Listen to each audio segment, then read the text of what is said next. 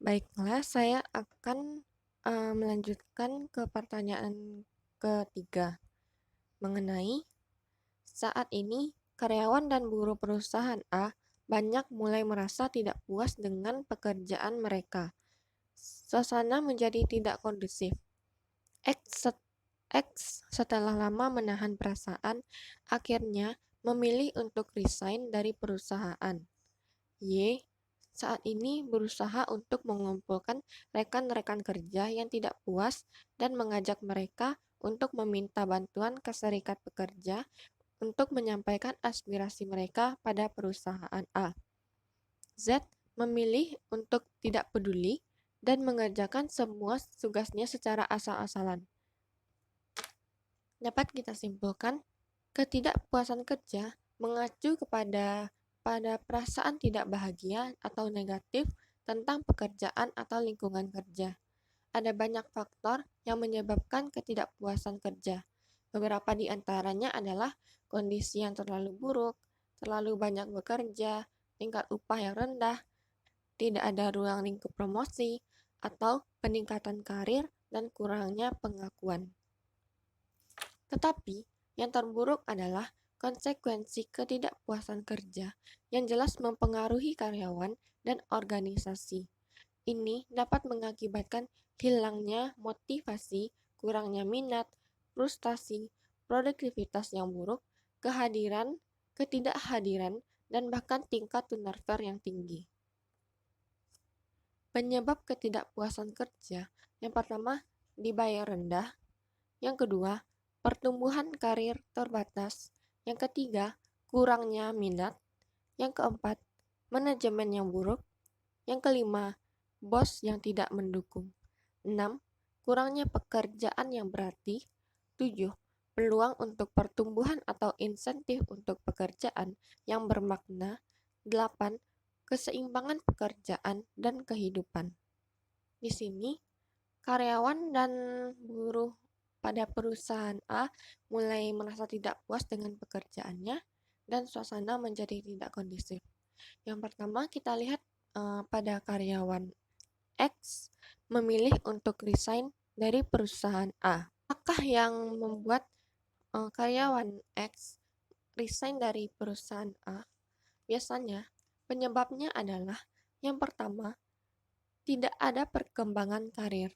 Yang kedua, waktu kerja berlebihan. Kerja dengan melebihi jam normal atau overtime menjadi salah satu penyebab terbesar keputusan resign karyawan. Yang ketiga, kurangnya diapresiasi. Yang keempat, suasana kerja yang tidak menyenangkan. Yang kelima, arah perusahaan tidak jelas. Yang keenam, komunikasi yang buruk dalam organisasi. Selanjutnya, karyawan Y berusaha mengumpulkan rekan-rekan kerja yang tidak puas dan mengajak mereka untuk meminta meminta bahkan ke serikat pekerja untuk menyampaikan aspirasi pada perusahaan A. Aspirasi pekerja merupakan salah satu kontribusi dari pekerja untuk keberlangsungan perusahaan. Pekerja berpendapat tidak hanya sekedar pembelaan dan untuk kepentingan pekerja sendiri. Pendapat pekerja diolah agar pendapat tersebut bisa untuk kemajuan bersama perusahaan.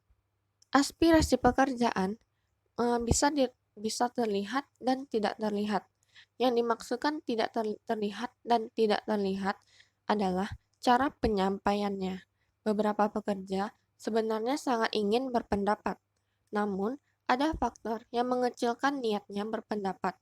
Entah itu dari faktor internal, yaitu kekhawatiran jika tidak dianggap atau trauma yang pernah dihadapi pada masa lalu.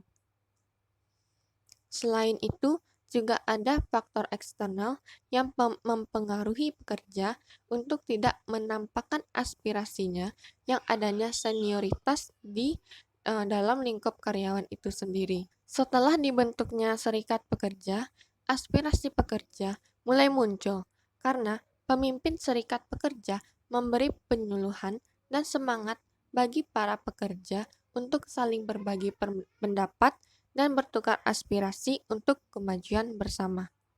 Dan yang terakhir, karyawan Z memilih untuk tidak peduli dan bekerja secara asal-asalan. Maka, tindakan yang tidak terlihat dalam kasus ini adalah karyawan X dan karyawan Z, yaitu karyawan Z memilih untuk resign dari perusahaan A, dan karyawan Z memilih untuk bekerja tidak peduli dan bekerja secara asal-asalan. Sedangkan pada karyawan Y, ia berusaha untuk mengumpulkan rekan-rekan kerja yang tidak puas dan mengajak mereka eee, untuk meminta bahkan ke serikat pekerja untuk menyampaikan aspirasi pada perusahaan.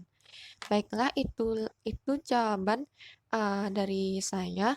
Apabila ada kesalahan kata mohon dimaafkan.